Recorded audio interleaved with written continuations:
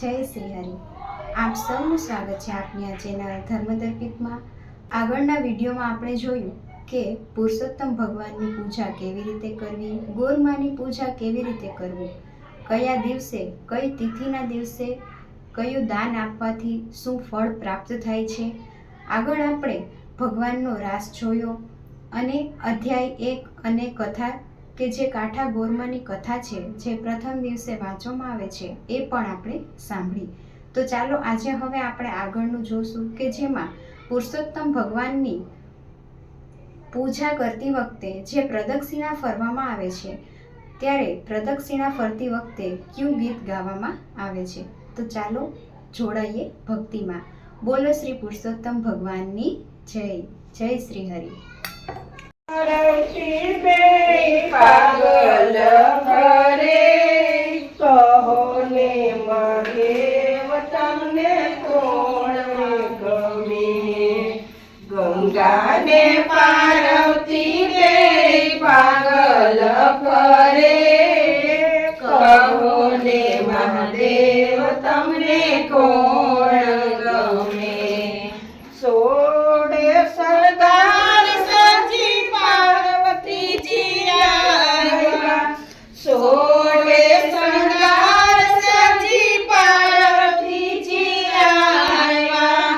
અબે મન છોડીને ગંગાની રવાયા, અબે મન છોડીને ગંગાની રવાયા.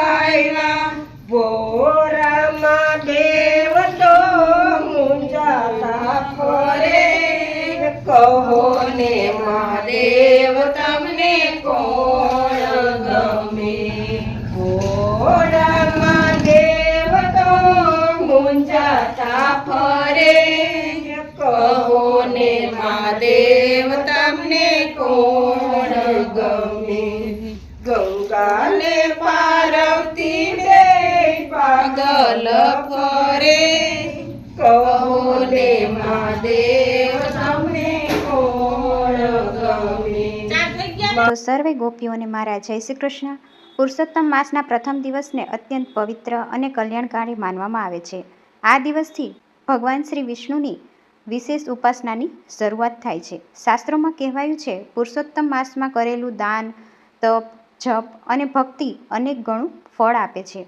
પ્રથમ દિવસે વહેલી સવારે બ્રહ્મ મુહૂર્તમાં ઉઠીને સ્નાન કરવું, ત્યારબાદ સ્વચ્છ વસ્ત્ર ધારણ કરીને ઘરમાં દીવો પ્રગટાવી ભગવાન શ્રી કૃષ્ણનું સ્મરણ કરવું, ઓમ નમો ભગવતે વાસુદેવાય અથવા શ્રી કૃષ્ણ શરણમ મમ મંત્રનો જાપ કરવો કે જેથી મનને શાંતિ મળે છે, જીવનના દુઃખ દૂર થાય છે.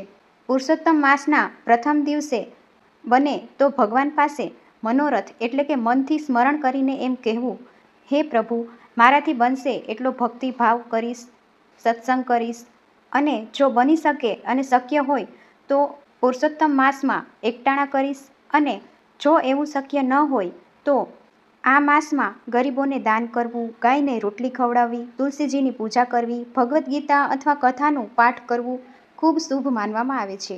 પુરુષોત્તમ માસ દરમિયાન ક્રોધ, ખોટું બોલવું કે ખરાબ વિચારોથી દૂર રહીશ એવું અંદરથી મનોરથ કરવો, સંકલ્પ ન કરવો, કારણ કે સંકલ્પ તૂટે છે તો એનું અનેકો ગણું પાપ લાગે છે, પણ મનથી કરેલા મનોરથ કે મનથી કરેલા સંકલ્પનું એટલો દોષ લાગતો નથી.